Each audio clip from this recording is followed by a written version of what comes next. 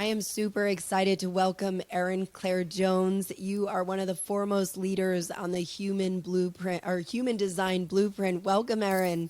Thank you. I'm so happy to be here. And y'all, welcome to my voice. I sound like JoJo Siwa, so if you think she's annoying, you're welcome for that too. But just getting over a cold. So, Erin, I am so excited to talk to you because, as I mentioned before, multiple sources across the country have pointed me to you. And so the way that they describe you is when it comes to human design, that you are the grand poobah, and that more importantly, you have a way of simplifying this kind of blueprint that can be very complex in a way that's very manageable and accessible. Thank you for being here. Can you help us understand? Human design is very new to me. I Yeah, imagine it'll be very new to people as well. Can you explain what it is?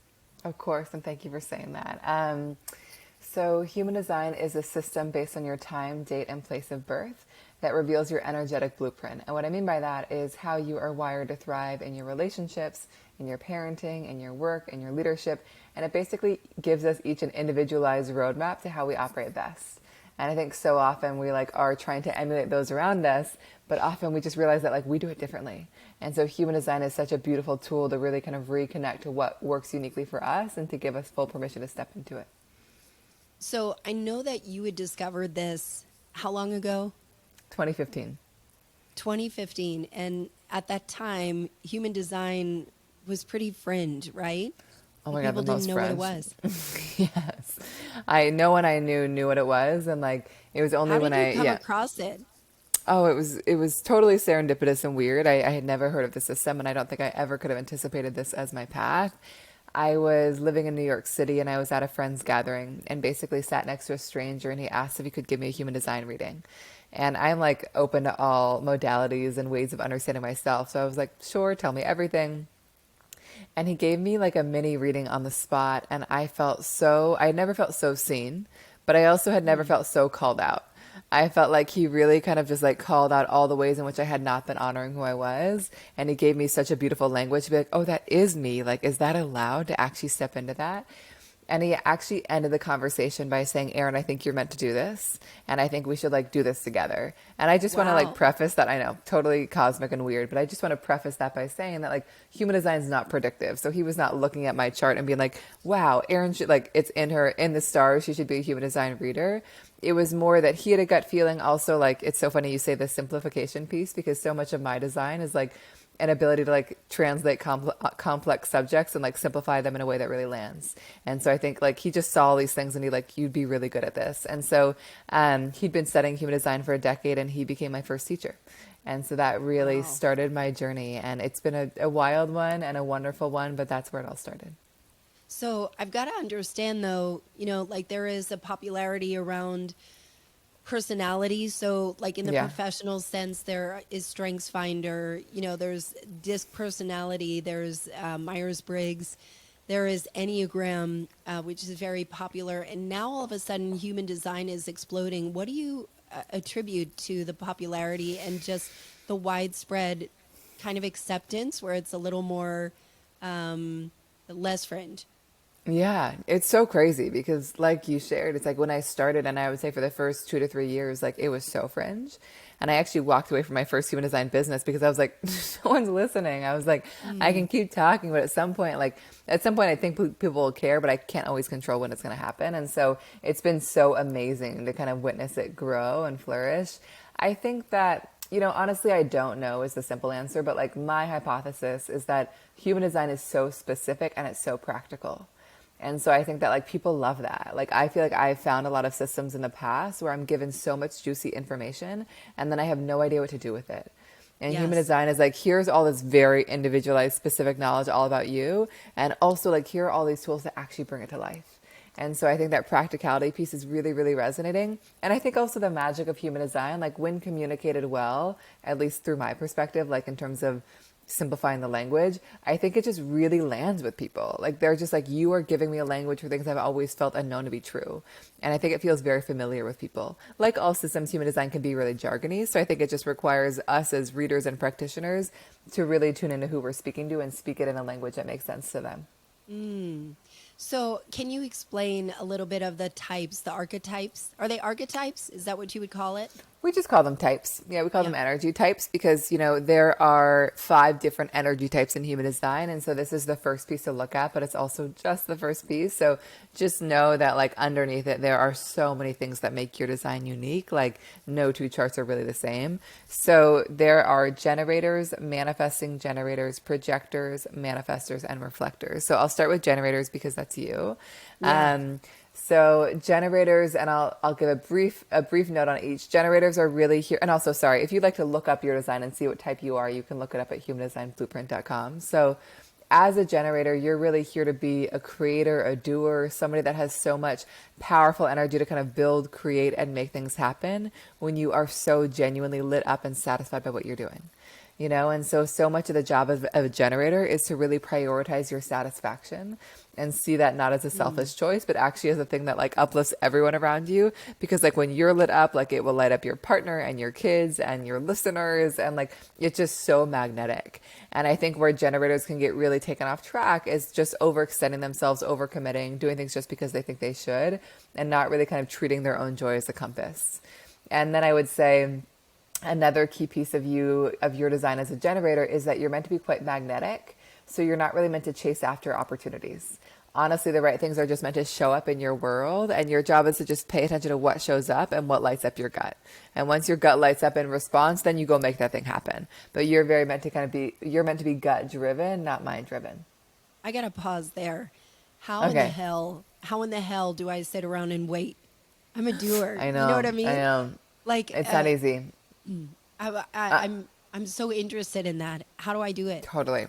Well, wait is sometimes a challenging word because it's not totally waiting. Like you're basically like paying attention and like waiting for the right moment to respond to something. And so you're not here to like sit around and do nothing.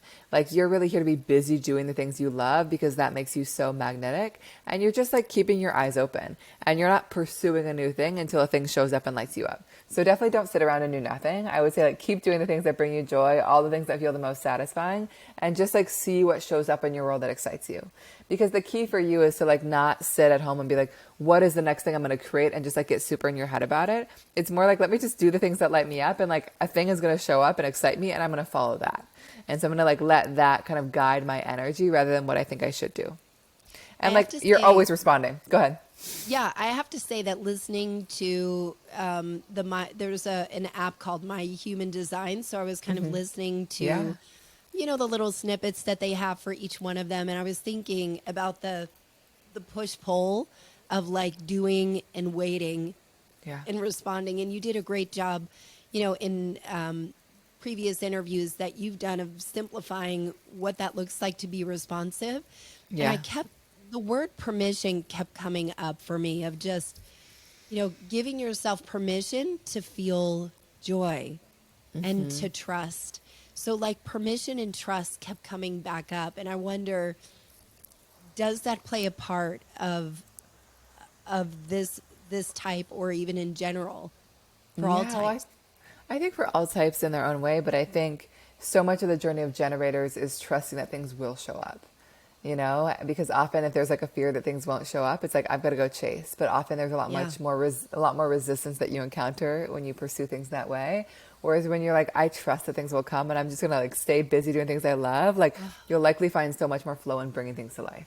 But it's scary because it's often opposite of what you've done for most people, even though they've like discovered that that's a way that works best. But I think, like you said, like, the responsiveness of a generator, like you're always responding to like the podcast you're listening to like the guests that you're talking to what you're seeing on the street. And so like your job is just to pay attention and like see what your body is naturally responding to, because like what your gut is pulling you towards is always where you should go. And so the work for you is to just like get, attuned enough to hear it, and then just be in trust of it when it comes.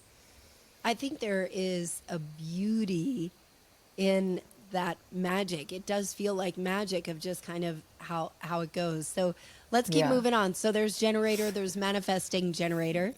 Yes, so manifesting generators are very similar to generators. Often people group these two types together. I would say some distinctions, and you might observe this in your kids, I'm not sure, is that they tend to be quite multi-passionate. So they often like having their energy in many things at once. They're kind of here to try on things and let go of things, and they're not really here to just like stick to one path and like just be like, I'm in this for life. Like they're really here to keep pivoting and reinventing themselves and shifting their energy when they're inspired. One of their gifts is efficiency. They can make things happen very quickly, and they might skip some steps along the way. And so it's good to be surrounded by people that help them with that step-by-step process. But similar to generators, they are here to be doers, really here to follow their excitement, can be like pulled into things that they don't enjoy because they have so much capacity. So really kind of treating their own satisfaction as important. And similar to generators, they're here to let things come to them and wait for things to spark a gut response in them before they go after it. Do you observe that at all in your kids?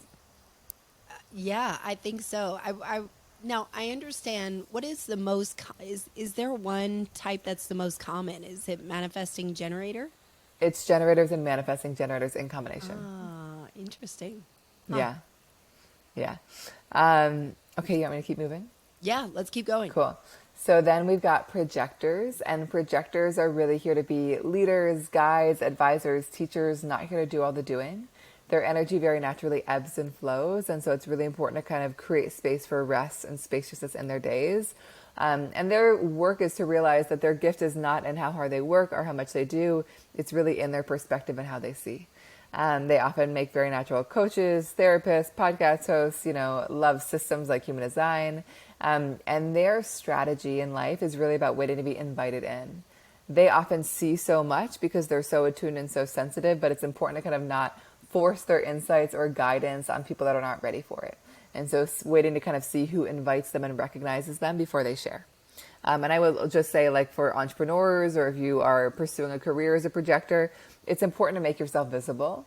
Like let people know that you exist, share on Instagram, go on podcasts, share with newsletters, share with your community. It's just not about kind of pushing your insights on one person in particular. It's so interesting to have these types because when you layer it with things like love languages, Enneagram, those kind of things, it's a really complex kind of prescription for how to respond, how to act. And so understanding that, whether it's the self-awareness or whatever, is really interesting. Yeah.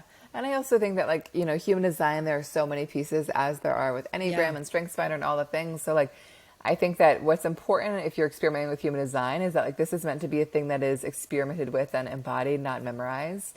And so just taking one piece at a time is perfect and you can always integrate more. It's a very complex system, but more information is often not better, And so I always recommend people to keep returning to it and keep checking in because often new things will pop up each time. And I also wouldn't force how do all the systems make sense together? I think that often they do, but not because there's some rational this piece corresponds to this piece. It's just they both resonate in different ways. So I would just trust that because I know it can be overwhelming to kind of receive so much information. And you are a projector, aren't you? I am, yeah. Excellent. So yeah, let's keep going. Okay, so then we've got manifestors. And manifestors are really here to be initiators and disruptors and innovators. They're really good at kind of initiating things and getting the ball rolling, not here to kind of do all the doing themselves. They tend to be quite bold and provocative in their energy. Their energy very much ebbs and flows. They kind of have weeks where they're on fire and then kind of moments of pulling back and really needing rest. So they're not really meant to consistently do. And their strategy is all about initiating. They're really here to kind of make the first move and just pursue whatever urge arises within them. And the other part of their strategy is just keeping the people around them in the loop. They're people that their energy is very impactful. And so it's really important to kind of just let people know what they're going to do before they do it so people can feel kind of at ease with what they're doing. So just keeping people in the loop and giving them a heads up can make a big difference for them. Amazing. And then the final type is a reflector. Reflectors are the rarest type, 1% of the population. And they're really here to be our collective mirrors. They're really, really sensitive to their physical space, and they're always kind of taking in and magnifying the energy that they're around. And so it's really important for them to be quite ruthless about who and where they're spending time with and in, because they're taking in so much of that energy. And they're very fluid. They will have days where they feel like generators like you, like projectors like me, like manifesting generators, manifestors. And their job is to really just kind of honor their fluidity and honor whatever feels like them that day, and not try to be like consistent and rigid in how they show up.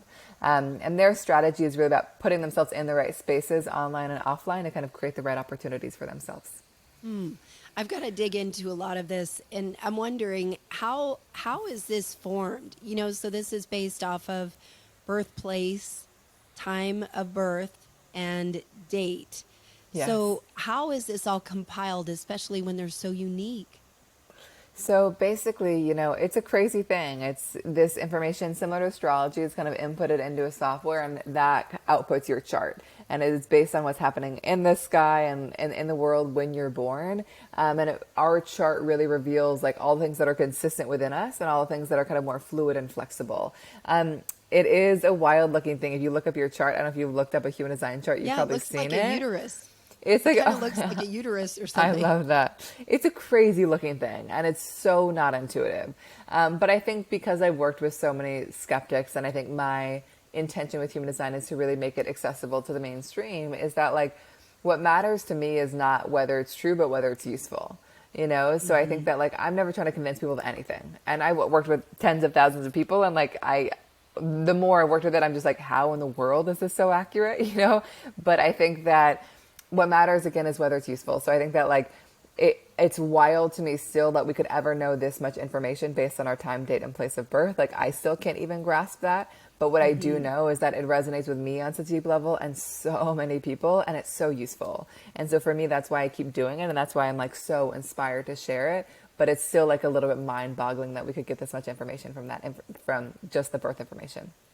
So I think what's interesting about you is that you have, I believe you have focused on businesses implementing this throughout their teams. And I know that there are teams that will require people to take this test so that way they know how to interact with each other.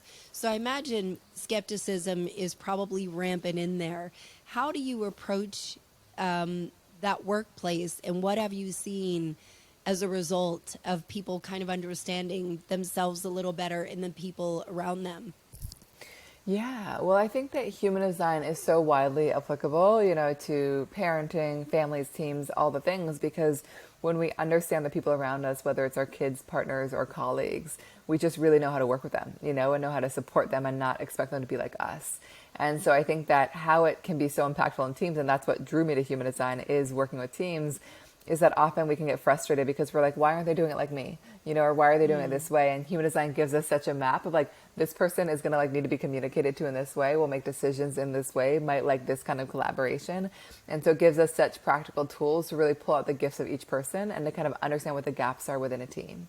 So it's so profound because it kind of really helps resolve a lot of interpersonal challenges so the team can like kind of achieve a new level of efficacy in general. I think my experience working with teams is that there is a lot of skepticism, less than I thought, often because if you tell somebody that like, I have a system that will give you some information about yourself, they're often like, okay, just tell me, like they want to know. We're curious to learn about ourselves. So people often want to know, but I think that like, for me, it's all been about how I present it. If I'm like, you must do it this way, and this is the truth about you, I think it would be very alienating. But I think I often come in and I say human design gives us a beautiful language to kind of think about how we each individually operate and how we can best operate together. So I'm going to introduce some concepts today, like take it or leave it. If it feels useful, amazing. If it doesn't, let it go. And so I think when you really kind of put the agency totally on them to just like take it or leave it, I think they're often more open to it. And honestly, my experience with teams, and I've shared this before, is that I've sat with so many people that are like, Erin, like, I don't want to believe this. I think that like all this stuff is way too woo-woo for me.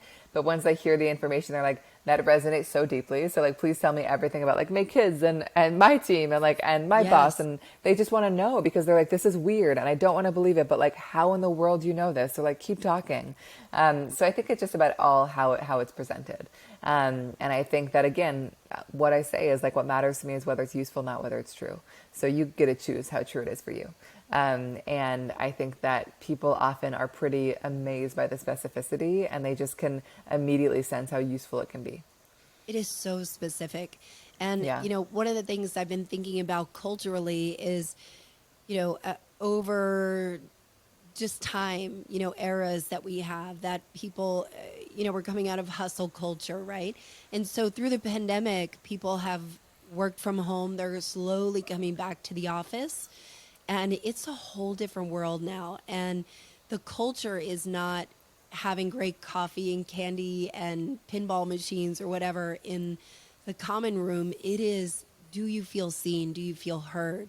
And so I personally think that this human design and that kind of thing of like being able, the interpersonal skills are so critical right now, where it Totally. isn't just you have to operate in this particular way because that's our culture, Yes. where in many cases it goes against who you are. And so, what I think is interesting, and I wonder about deconstructing the cultural programming and sliding into something that feels more natural. Yeah. So, one of the things, and I shared with you offline before we're recording, is that I have a friend who ordered your book, and so you Yeah. do these incredible detailed blueprint, but it almost is like taking that blueprint in a way of applying it. And so there's one here. Your strategy, this is for projector. Wait for the invitation, and it has putting it into practice right here. Yeah. So how do you, how do people, how do people take their own agency versus the obligations that they feel they must have? Just Like, how in do you life in apply general. this? Oh, how do you apply Yeah. it? Yeah, Yeah. I mean, I think that like, again, my focus is really on the application of human design because like, what's the point of all this information if like we aren't using it? It's like really fun, but I also feel like people often come to human design like excited to transform, and excited to kind Yeah. of use this information. So I think that like with the blueprint book and like with everything that I share, I'm teaching hundreds of readers right now kind of how to share the system with the world as well. And like my focus is very much like how can the system be practically applied to how we work best, how we parent, all of that. And so that's just like how I present it all. So if your strategy is to be invited, like let's talk about 3 or 4 things you can start doing to kind of see how it manifests, and I really encourage people to kind of experiment with it. And so, human design it's hard to talk generally about it because, there are so many pieces of human design to apply. Yeah. But I would say that if we're looking at our strategy, which I mentioned briefly for each type, which is how we create opportunities, that's a really beautiful place to play with. Like if my strategy is to be invited, like in moments where I would historically be like, oh my God, I see how they could change it. I'm just going to let them know. I'm going to be like, sit back and be like, I'm going to actually wait till they ask, and just see if it lands differently. Or I'm going to say like, hey, I have a lot of insight. Like, are you open to hearing it? I'm going to like give them a chance to opt into my insights, or say for you, like you have historically initiated or chased after things in the past, and instead of like Yes. rushing after, you can check in and be like, am I clearly getting a gut feeling that this is the right thing? Or am I in my head about why I should do it? So just kind of bringing awareness to how we're entering into things to make sure we're entering into them in the most aligned way for us. And often like just experiencing it will just give you the insight that like, oh, that actually does feel better or flows better. And one other piece I would share is that there is a really cool piece of our design called our inner authority, which speaks to how we best make decisions. Some of us are meant to be quick, gut feeling in the moment. Others need to talk things out. Some people need to sleep on things. So that's also a really beautiful way to kind of start putting your design into practice, to start making decisions in alignment with your design and seeing how it manifests. I think, it's so funny because I'm thinking about this. And so I have such a long background in sales, and so when a buyer says, I need to think about it, as a salesperson, you're like, make a decision. And Totally. so I think some of this is really culturally shifting of like allowing, I Yes. think, and one thing I think was really powerful that I wanted to hear from you is the not self. Can you explain not Yeah. self? Of course. So every type will basically have a signal that reveals when they're on track or off track. And these are so simple, but they can be really beautiful, just reminders of like alignment or misalignment. And so for generators and manifesting generators to be on track, we call this your signature. is to feel a sense of satisfaction. So if you're just like, oh my God, this podcast is so satisfying, or like, I'm just going to bed and I just feel so fulfilled and like spent in the best of ways, like it's such a beautiful signal you're right on track. Whereas a sign of like misalignment and subcapacity is frustration. And frustration can like, you know, it's going to come up in small moments inevitably. But like if it's pretty consistent where you're like, I'm so frustrated with this collaborator, so frustrated with this way of doing things, it often is just an invitation for you to kind of step back and ask yourself like, is this still the right way to do it? Am I really listening to my gut on this? For projectors, it's bitterness and success. For manifestors, peace and anger. And for reflectors, surprise and disappointment. And I also want to just, you know, in terms of your comment around decision making, it's so true. Like that you're a fast decision maker in your design, and some people need a lot more time. And so just knowing that rather than being like, why don't they have clarity as soon as I do? Right. So do you resonate with that kind of satisfaction, frustration spectrum? Totally. Yeah. Totally. And I think what's beautiful about this is that, you know, I talk to a lot of people, and some may be listening too, but like in my own circles that really struggle with having tough conversations and, you know, confrontation. And so I think what's cool about this is that it really is a communication blueprint to help you have more effective communication that is aligned with you. Totally. But in a really great way. And it's funny you say that because you have another piece of your design, and this is a deeper layer from something called centers. And it basically, this is an area of our design that reveals our biggest lessons and our biggest sensitivities. And so one of your biggest areas, do you mind if I share about your design? No, please. No. You have what we call an undefined emotional center, which is just, you know, I know that's human design jargon, but basically what it means is that according to your design, you're very empathic and very sensitive to other people's feelings. And so if somebody's feeling a thing, you might feel that feeling very amplified within your own body, you know? And so it's such a gift because it makes you so wise, but it also can be quite overwhelming. But one of the challenges that can arise with this piece is an avoidance of confrontation.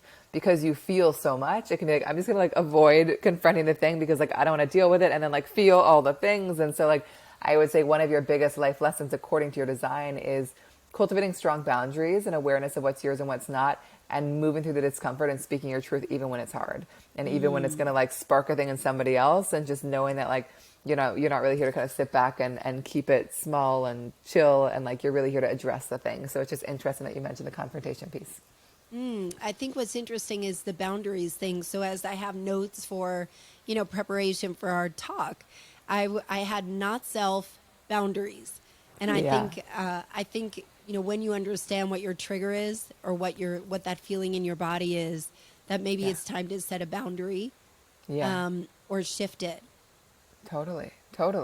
And I would say so many generators in general, boundaries are such a key life lesson. And I think we all need the lesson of boundaries, but I would say for generators, you have so much beautiful energy and vitality and capacity. And because of that, people can really want to take advantage of it, and not in a malicious way. They just like can feel that from you. It's like, can you help me with this? Can you work on this with me? Can we spend time together? And like so much of being a generator is like, yes, I can do those things. But like, I know that when I'm genuinely lit up by something, it's going to make all the difference for me and for them. And like the whole world benefits when I actually prioritize that. And so really having the courage to kind of say no, and having your yeses be like only full bodied yeses.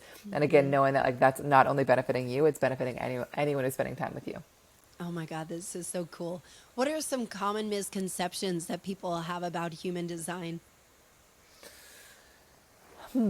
I think that, you know, there's so many misconceptions even around just like specific aspects of human design. I would say that I struggle when I hear people talk about human design in a way where they're like, oh, you're a projector and therefore you can't do this, you know, or you're a generator and you can't partner with this person. Like, I think one piece is that like human design never tells us what we cannot do. It's not this like limiting system where it's like you're a projector and therefore can only do those things and be with these people. Human design just lets us know how we'll do it best, you know? So we can all be CEOs and we can all host podcasts, you know, and we can all be marathon runners, but like human design just lets us know like how we can do it in a way that's most aligned for us. I think other misconceptions, like, I mean, some people misunderstand it as like, it's a predictive thing. Like I said, it's not predictive. It doesn't tell you like where you're going to go. It just lets you get really acquainted with your own operating manual so you can really get in flow with it and kind of like use that to get wherever you'd like to go. I think those And I think also there can be a fear of it being really prescriptive. And I think I feared that when I first discovered the system. I was like, I really don't want to put people in a box. And like, but I think that often, like I said, when I share with people, they're just like, oh, I feel so liberated because I finally feel like I have a language for how I operate and now I know how to step into it. And so I think that like, I didn't expect that quite to the degree that I've experienced it. But I think that I haven't experienced human design as that prescriptive. And mostly because I encourage people to experiment with it, but often just because it resonates so deeply and they feel such permission. I think the beauty of this, and just like you said in the beginning, is feeling seen Yeah. and feeling heard and called out. I Oh, yeah. guess of like, yeah, that is where I struggle.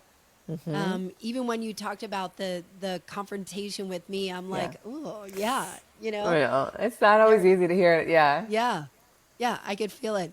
I wasn't, it's funny because when I was talking to my girlfriend that I got this book from that she lent to me, she said when she talks about human design, she said it's only halfway on the woo-woo scale. How would you describe it? Like it is totally woo-woo in that it comes from our time, date, and place of birth. Like I'll acknowledge that. But the information it offers us is so practical. And so like I Yes. so agree with her on that. Like what drew me to human design is that it felt like it bridged the mystical and the practical. Where I was like, it comes from all this wild stuff and also like, but it's such grounded information that we get from it. And so to me, it does feel like it bridges that. And I think that's why it has taken off in a new way because like it's just very accessible to people. So I totally agree with that. But like it is inevitably woo-woo because of that. But like human design is not, yeah, it's a mystical system at its heart. But I think that it is so practical and grounded in its application. What do you know that you wish other people could know? About human design? Yeah. I think that like there's just so much freedom that can come when we really release the need to do things like others are doing them. And there's so much compassion and understanding that we can bring into relationships when we really understand somebody for who they are. Like I've experienced this in all the ways with my sister and my parents and my partner and just like I was like, oh, I just wanted them to be like me. And the minute I like understood how different they were and how to honor that, like it was just, our dynamic was so much more beautiful because there was like so much more compassion. And I see it in parenting all the time, of just being like, oh, like I'm struggling with this child because like I'm like putting my lens on them and they're actually so different than me. So I think that like there's just so much friction that can be resolved when we really take the time to understand how we work and how others work. I remember discovering the 5 love languages so long ago and Yeah, feel that this is another language, but it has more depth, it has more yes, practicality, it has more detail that can really help you and guidance. I think that's what's so totally. cool too. Yeah. Yes, So, exactly. how can people work with you? There are a lot of options that you have available. How can people work with you? Yeah, so I would say the best place to get started is to do something called your blueprint book. And that is like the book your friend had. And that is a 55 plus page guide all about your unique design. So it kind of walks you through everything you need to know about how you work best. And like you said, it gives you kind of practical tools to actually put that stuff into life. It's honestly meant to be like a resource manual you always have. So whenever things arise or feel challenging, you can like open it up and be like, oh, like this is why it's happening. And this is a good tool to work with it. You can find that at humandesignblueprint.com, and we have a discount code, which is learner. And then the other big way is if you're just like, oh my God, Erin, I'm obsessed with human design. I want to learn everything about it, both for myself and I might even want to share it with others. We have a course and we actually are offering, I'm going live for the course right now, but that's also on humandesignblueprint.com, and that's called Blueprint Pro. And then we have kind of a more advanced offering, but I'm just going to start with those two. If you want to learn about your design, the Blueprint book is perfect. If you want to learn about human design in general, the course is amazing for that. And I'll link everything in the show notes. Erin, you've been amazing. Thank you so much for sharing this knowledge and making it so accessible for so many people. I believe it is transformative and life-changing. My pleasure. Thank you so much for having me.